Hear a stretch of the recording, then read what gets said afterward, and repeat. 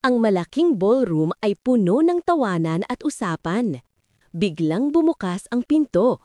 Lahat ay napalingon kay Clara. Isang matandang negosyante ang bumulong sa katabi. Matandang negosyante. Sino siya? Hindi ko pa siya nakita rito. Nakita ni Don Ricardo si Clara. Nagulat siya at kumunot ang noo.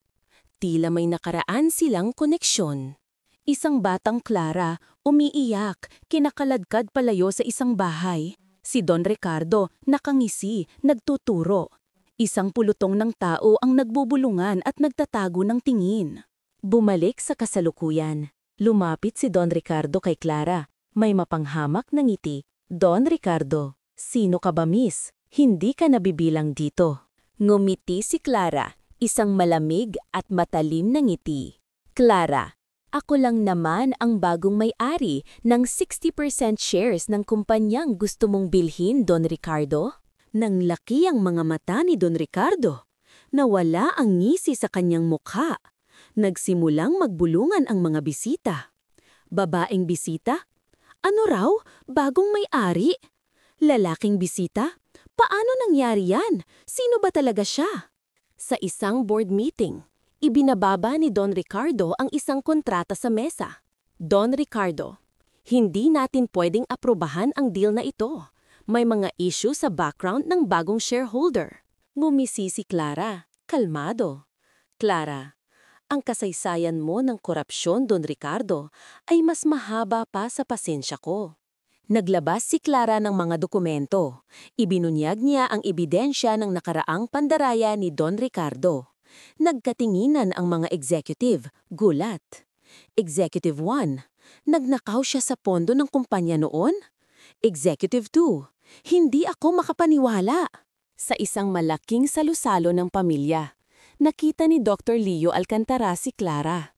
May kakaibang pakiramdam si Leo.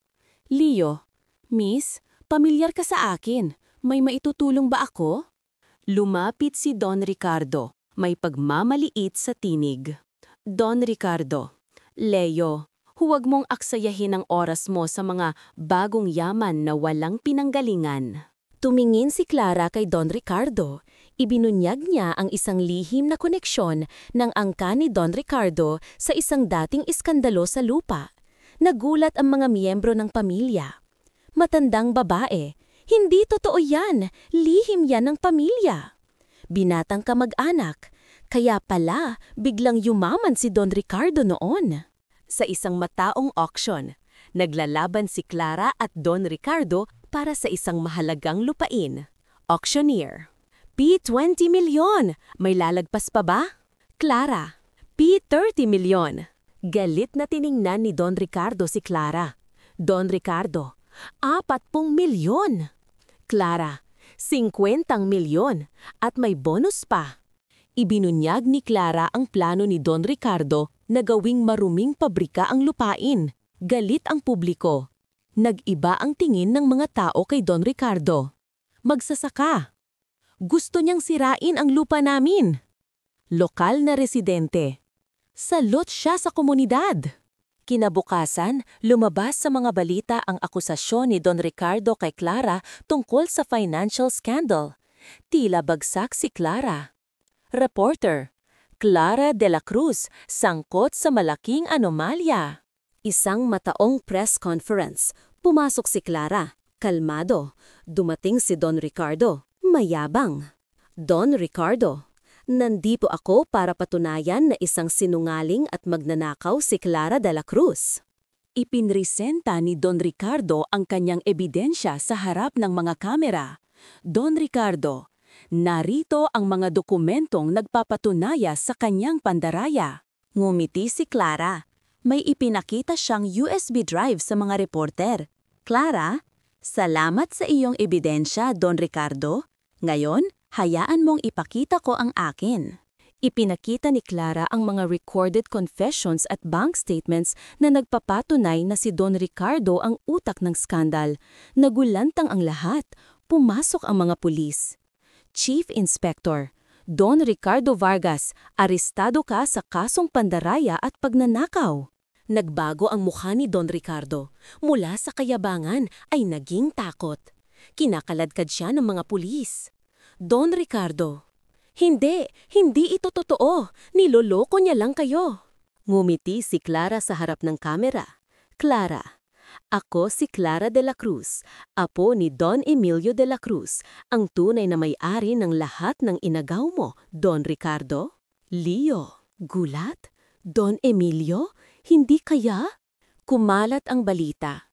Ang mga headline sa dyaryo ay nagpakita ng pagbagsak ng imperyo ni Don Ricardo. Nagdiwang ang mga tao sa kalye. Boses sa TV. Ang dating makapangyarihang Vargas Empire gumuho.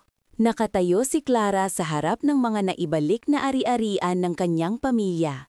Ngumiti siya. Clara, gagamitin ko ito para sa pag-unlad ng ating komunidad. Iyon ang legacy ng aking lolo. Lumapit si Leo kay Clara, may pagsisisi sa kanyang mga mata.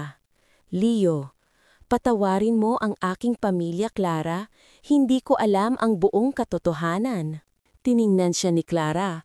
May bahagyang init sa kanyang mga mata. Clara, ang katotohanan ay laging lalabas. Mahalaga ang ginagawa mo ngayon. Leo, susuportahan kita sa lahat ng iyong plano.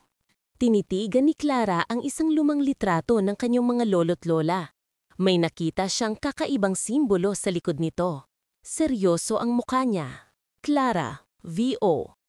Ang pagbangon ni Clara ay simula pa lamang ng isang mas malaking laban. Sino ang susunod na haharapin niya? Huwag palampasin ang episode 2.